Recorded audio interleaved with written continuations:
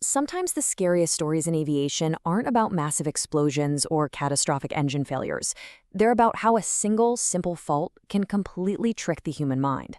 Today, we're diving into the story of a flight that seemed perfectly routine right up until the moment it fell apart. Investigators had to peel back layer after layer, looking past the obvious to find a subtle, almost invisible culprit. Let's get into it. So, picture this. It's January 27th, 2001.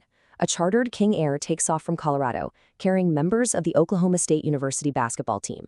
Everything seems completely normal, but just 14 minutes, that's it, 14 minutes after lifting off, the flight ends in a sudden, catastrophic breakup high in the sky.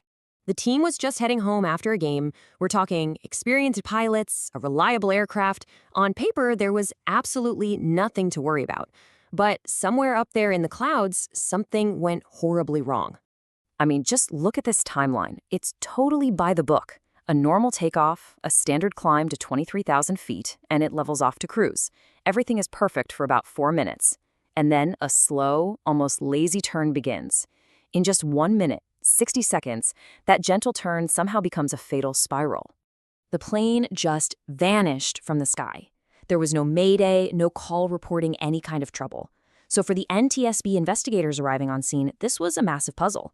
What on earth could make a perfectly good airplane with 2 healthy pilots at the controls suddenly lose control and disintegrate in midair? So in any investigation like this, you have to start with the usual suspects. You basically make a list of the most likely causes, and then you start testing them, one by one, against the evidence you have. The whole point is to figure out what fits, and just as importantly, what doesn't. And the most logical place to start here was the weather. It's January, it's Colorado, there's snow on the ground. The immediate question was, did the aircraft just ice up, lose lift, and fall out of the sky? It's the most obvious theory. But the evidence just didn't back it up. Not at all. A pilot who landed just 10 minutes before them said there was no ice. 2 other planes, the same type of aircraft flying nearby, they also reported clear conditions. And the real kicker? The radar data showed the plane climbing perfectly, with no drop in speed that would signal an ice buildup. So, just like that, the first and most obvious theory was off the table. The weather might have been cold, but it wasn't the cause. This just made the mystery that much deeper and forced the investigators to look elsewhere. Okay, so if it's not ice, what's next on the list? Well, how about a sudden loss of cabin pressure? At 23,000 feet, hypoxia, a lack of oxygen, can take out a flight crew in just a few minutes, which would absolutely lead to a loss of control. It's the next logical thing to check. But then, sifting through the wreckage field, they found a crucial clue: the crew's emergency oxygen masks.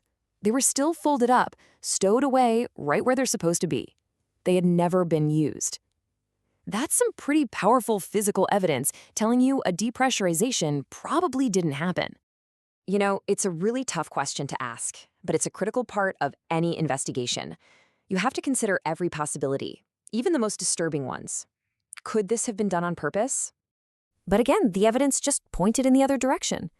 Background checks showed the pilots were fine, good health, no personal issues. Toxicology reports came back clean.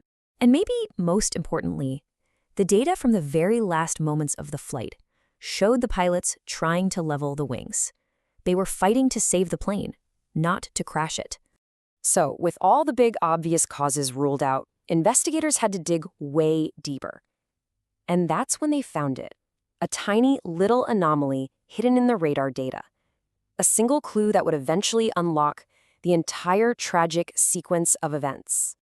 All right, so this is the moment everything changes. It all comes down to the aircraft's transponders. See, the plane has 2 main functions here: Mode C, which reports altitude, and Mode A, which reports the plane's unique ID. The radar data showed that right when the plane hit 23,000 feet, the altitude report, Mode C, just stopped. But Mode A kept transmitting. Why does that matter so much? Because they run on 2 different electrical systems.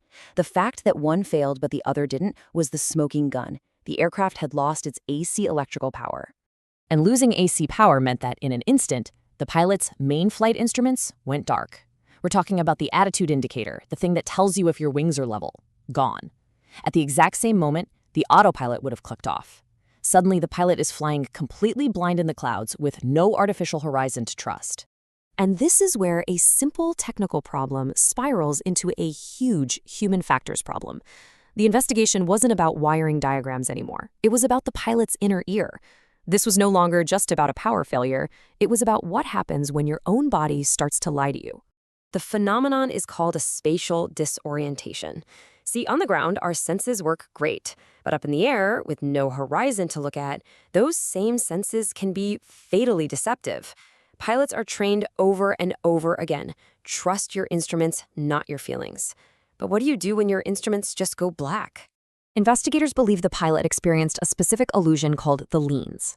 With the autopilot off, the plane likely started a very slow, very gentle roll to the right. It was so gradual, we're talking less than 2 degrees per second, that the fluid in the pilot's inner ear never even registered the movement.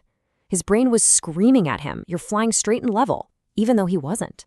And that one initial, undetected roll was the first domino to fall in a deadly chain reaction.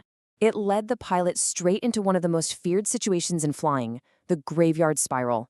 Let's walk through exactly how this terrible sequence unfolds. Okay, here's how all the pieces fit together. First, the AC power fails, and the key instruments go dark. Second, the plane starts that slow, unnoticed bank. Now, as it banks, it naturally starts to lose a little altitude. The pilot feels the plane descending, but his brain thinks the wings are still level. So what's your instinct when you're descending? You pull back on the yoke to climb.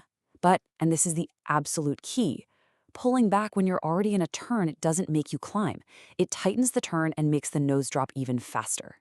And in a truly tragic final twist, it seems the pilots finally realized what was happening in the last few seconds. They tried to roll the wings level, but by then, the speed and the G-forces were just massive. The plane was plummeting at over 15,000 feet a minute. The stress of that last-ditch recovery effort was simply too much for the airframe, and it broke apart long before it hit the ground. This heartbreaking accident became an incredibly powerful case study in the aviation world, reinforcing a core principle that every single pilot learns from their very first day of training. And that prime directive is aviate, navigate, communicate. And it's in that order for a reason. Before you try to fix the problem, before you call for help on the radio, you have to fly the airplane. This accident is just a brutal reminder that losing control of the plane while you're distracted by another problem can be fatal. And really, it leaves us with this fundamental, challenging question. For a pilot, the answer has to be the instruments. But this accident shows us what happens in that terrifying split-second moment when the instruments are gone and your own instincts are actively trying to kill you. It's a powerful testament to that complex and sometimes fragile relationship between our technology and the human mind.